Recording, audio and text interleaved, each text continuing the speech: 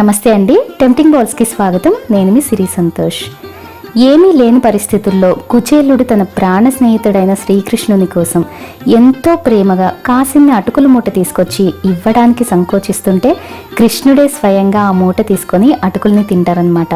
అంటే ప్రేమ భక్తి భావనతో మనస్ఫూర్తిగా ఆ పరమాత్మనికి ఏం సమర్పించినా ఆయన ఇష్టంగా స్వీకరిస్తారు అనేది ఆ కుచేలుని కథ ద్వారా మనం తెలుసుకోవచ్చు. అందుకనే కృష్ణాష్టమి రోజు అటుకులతో రకరకాలుగా వంటలు చేసి శ్రీకృష్ణునికి నైవేద్యంగా పెడుతుంటామన్నమాట. మరి ఈ రోజు శ్రీకృష్ణాష్టమి ప్రత్యేకంగా కమ్మటి అటుకులు కొబ్బరి పాయసం చేయబోతున్నానండి. అద్భుతంగా ఉంటుంది, చేయటం కూడా చాలా సులభం. తప్పకుండా ట్రై చేసి చూడండి. ముందుగా దీనికోసం కొబ్బరి పాలను తీసి పెట్టుకోవాలి. నేను ఇక్కడ ఒక మీడియం సైజ్ కొబ్బరికాయని తీసుకున్నాను. దీన్ని పగలకొట్టి పైన పెంకు తీసేసి ఒకసారి కడిగిన తర్వాత ముక్కలకు వస్తే బాగుంటుంది. ఎందుకంటే కొబ్బరి పీచు నార లాంటిది ఏమీ లేకుండా కడిగేసిన తర్వాత ముక్కలకు వస్తే బాగుంటుంది అనమాట. ఇలా మీడియం సైజులో ముక్కల కింద కట్ చేసి పెట్టుకోవాలి. ఇప్పుడు ఒక మిక్సీ జార్ తీసుకొని ఇందులో కొబ్బరి ముక్కలు వేసి కొద్ది కొద్దిగా నీళ్లు పోస్తూ మెత్తగా గ్రైండ్ చేసుకోవాలి.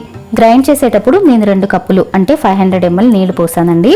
ఇప్పుడు ఇలాంటి ఒక ఫిల్టర్ తీసుకొని గ్రైండ్ చేసుకున్న కొబ్బరి పేస్ట్ వేసేసి ఇలా గట్టిగా స్క్వీజ్ చేసేసారంటే చిక్కటి కొబ్బరి పాలు కిందకి ఫిల్టర్ అయిపోతాయి. మళ్ళీ కొంచెం నీళ్లు పోసి గట్టిగా పిండేసేయాలన్నమాట. మీరు కావాలంటే మళ్ళీ దీన్ని మిక్సీలో వేసి కొంచెం నీళ్లు పోసి గ్రైండ్ చేసుకొని మళ్ళీ ఫిల్టర్ చేసుకోవచ్చు. అప్పుడు పల్చటి కొబ్బరి పాలు వస్తాయి. కానీ నేనైతే గట్టిగా పిండేశాను కాబట్టి ఇంక ఇందులో ఏమి లేదండి. ఇలా చిక్కటి కొబ్బరి పాలు తీసుకొని పక్కన పెట్టుకోవాలి. ఇక్కడ నేను పగలగొట్టిన కొబ్బరిలోంచి చిన్న ముక్కని పక్కన పెట్టానండి. అంటే పాయసంలో డ్రై ఫ్రూట్స్ తో పాటు చిన్న చిన్న కొబ్బరి ముక్కలు కూడా తగులుతూ ఉంటే చాలా బాగుంటాయి. సో ఇలా చిన్న చిన్న ముక్కల కింద కట్ చేసి పెట్టుకుంటున్నాను. ఇప్పుడు స్టవ్ పైన ఒక కడాయి పెట్టుకొని చూడండి, ఈ కప్పుతో 1 కప్పు అటుకులతో నేను ఇక్కడ పాయసం చేయబోతున్నాను. సో ఇదే కప్పుతో అన్ని కొలతలు చూపిస్తానన్నమాట. దీంతో 2 కప్పుల నీళ్లు తీసుకోవాలి.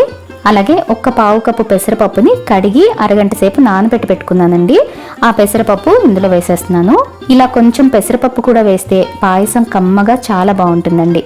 దీనిపైన మూత పెట్టి ఒక 10-15 నిమిషాలు మీడియం ఫ్లేమ్ మీద కుక్ చేసుకోండి. పెసరపప్పు నానబెట్టాం కాబట్టి తొందరగానే ఉడికిపోతుంది.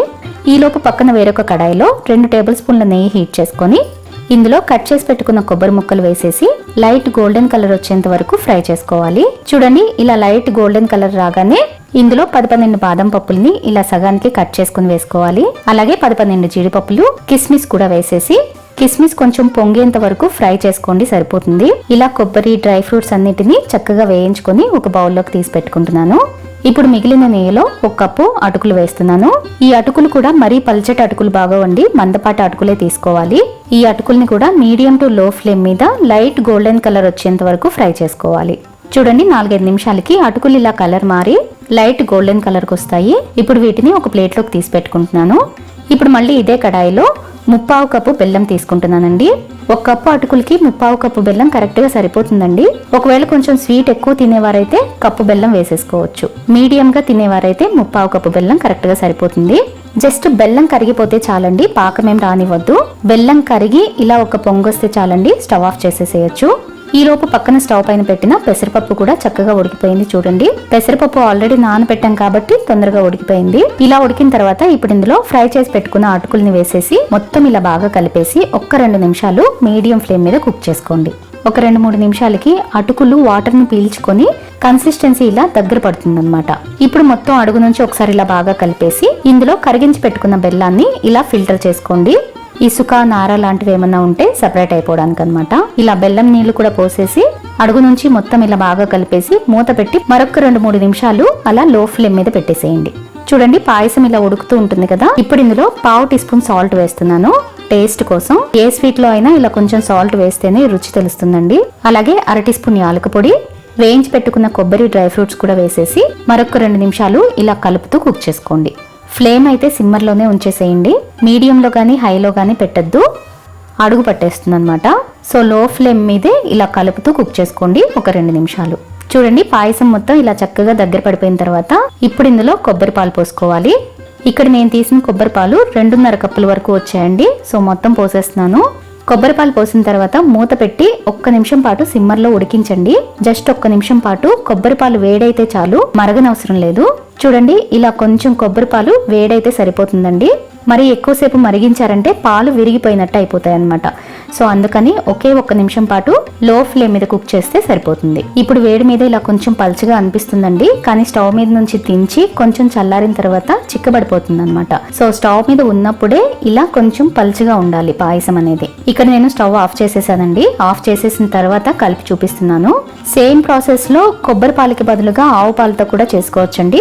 కాకపోతే ఆవు పాలతో చేసేటప్పుడు పాలను విడిగా మరిగించి చల్లార్చుకోవాలి. అలాగే స్టవ్ ఆపేసిన తర్వాత కాచి చల్లార్చుకున్న పాలను పోసి కలుపుకోవాలన్నమాట. పాలు పోసిన తర్వాత పాయసాన్ని ఇంకా కుక్ చేయకూడదండి. కుక్ చేశారంటే పాలు విరిగిపోతాయి. సో ఆవు పాలతో చేసుకుంటే కనుక అలా చేసుకోండి. కానీ ఇలా కొబ్బరి పాలతో చేసిన రుచే వేరండి, చాలా కమ్మగా ఉంటుంది పాయసం అనేది. చూడండి, స్టవ్ ఆఫ్ చేసేసి ఇంకొక నిమిషం తర్వాత చూపిస్తున్నాను. కన్సిస్టెన్సీ ఇంకొంచెం చిక్కబడింది కదా. ఈసారి ఈ పద్ధతిలో కృష్ణాష్టమికి వీలైతే మీరు కూడా తప్పకుండా ఈ పాయసం చేసి స్వామివారికి సమర్పించండి. వీడియో నచ్చితే లైక్ చేసి అందరికీ షేర్ చేయండి. ఇలాంటి మరిన్ని రెసిపీస్ కోసం టెంప్టింగ్ బాల్స్ని సబ్స్క్రైబ్ చేసుకోవడం మాత్రం మర్చిపోకండి. మరో మంచి రెసిపీతో మళ్ళీ కలుద్దాం.